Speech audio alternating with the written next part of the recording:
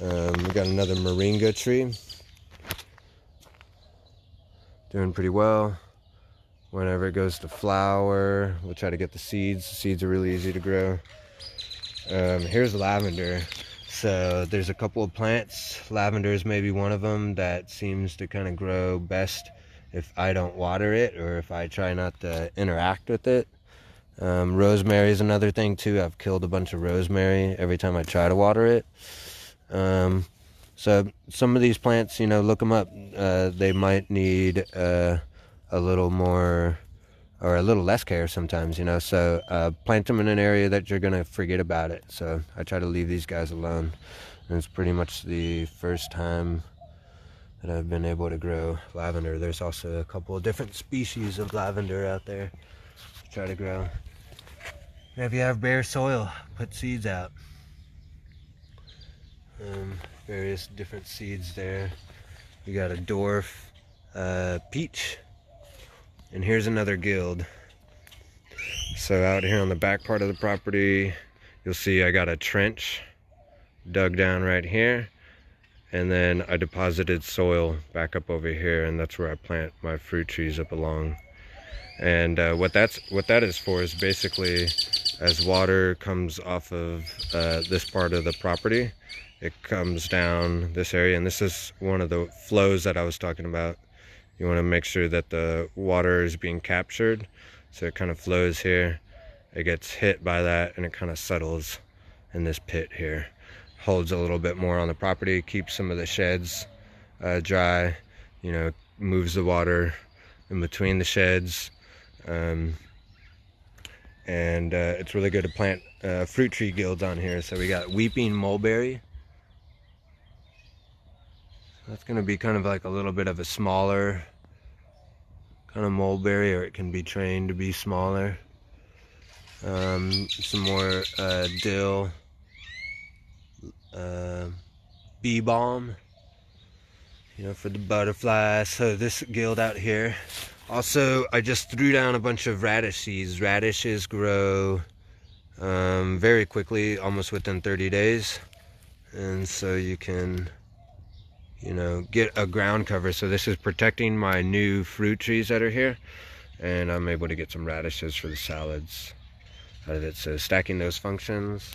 We also got some squashes that are gonna go out here. So we'll see how they do. Mint. I'm gonna try mint out here. I don't mind if it gets a little crazy if I'm cutting it back. We got Nectarine here. It's growing out okay. Some Nopales Cactus.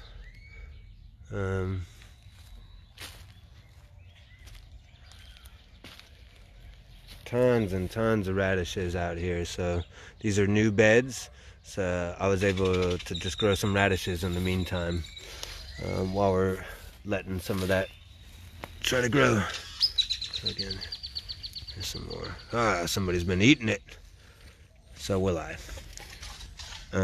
This is chili Pequin.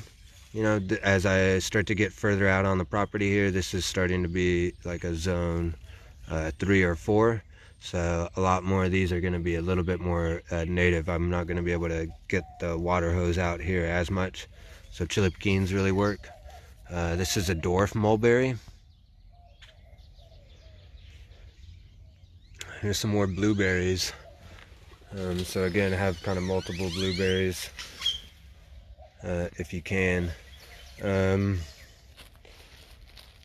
again, whenever we're kind of looking at the house, you know, you want to be thinking of blocking the sun. So the sun is going to set over here.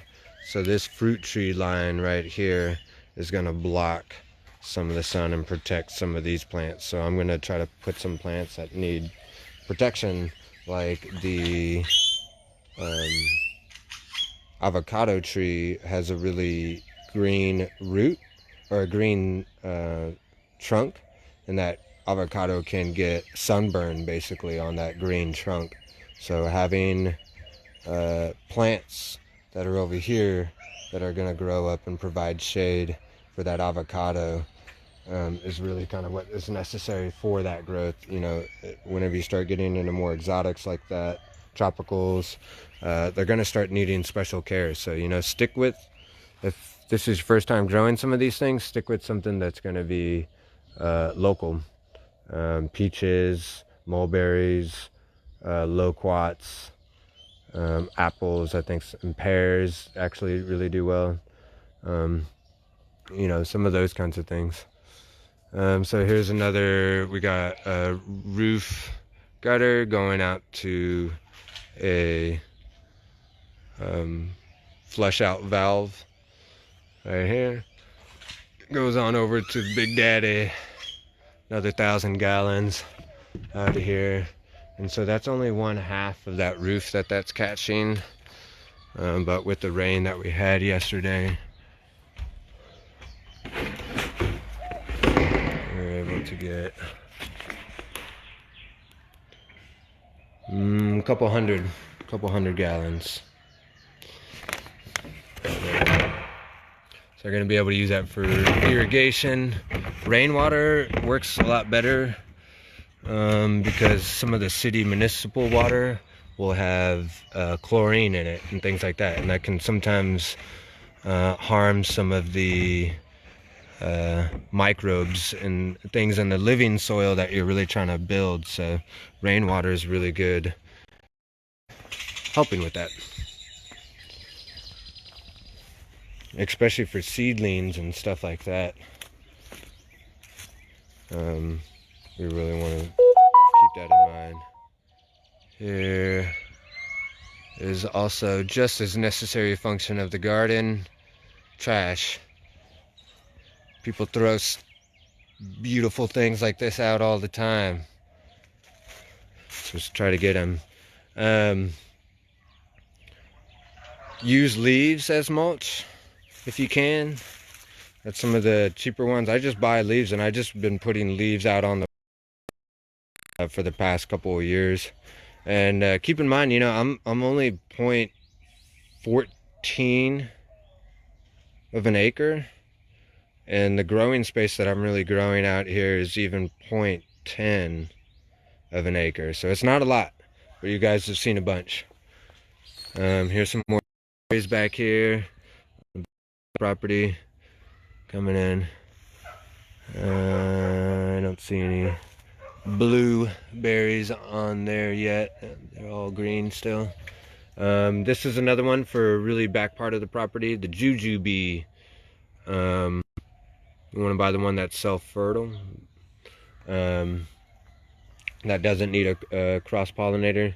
It's got spikes on it, so keep it to the back part of your property if you can, or out of the way. But it's coming in there. It's coming in. Let everybody see ya. Okay, so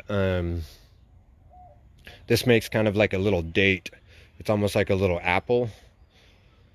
And then if it stays on there longer, it'll kind of almost be like a date.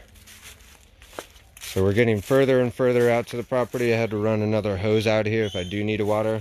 So a lot of these plants actually rely on my zone 4 or 5, where I'm gonna have to rely on them being native. So we got things like pomegranate back here. We got dewberries.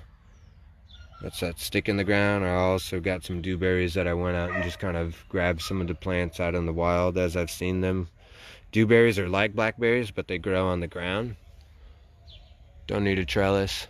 This is raspberry. Gonna try that out. I don't know. Haven't ever tried it. Haven't ever seen it. You know, grow what you've seen around here too.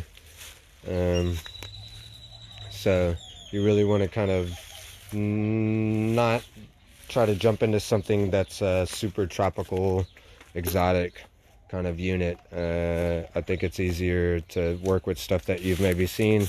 Maybe you can get some production out of it. Secondary tanks are going to be like these large totes here. So I got them out of the containers so that I can wrap them with plastic. You can paint these. As you can see, this paint is kind of held on for a little while, but it's hard to paint plastics really. They'll eventually kind of start coming off. But really what you want to do is you want to be able to eliminate light in there, because that'll create algae growth. And algae is not necessarily bad, but it can kind of get to where it clogs up the system, or gets in the way of some of those valves there. Here's the white mulberry from my neighbor's tree that I cut and just stuck them in the ground. So again, these trees work really well in the area, and so well that you can just basically grab the stick, put it in the ground. It works. It's not that easy, but you got to catch it at the right time. And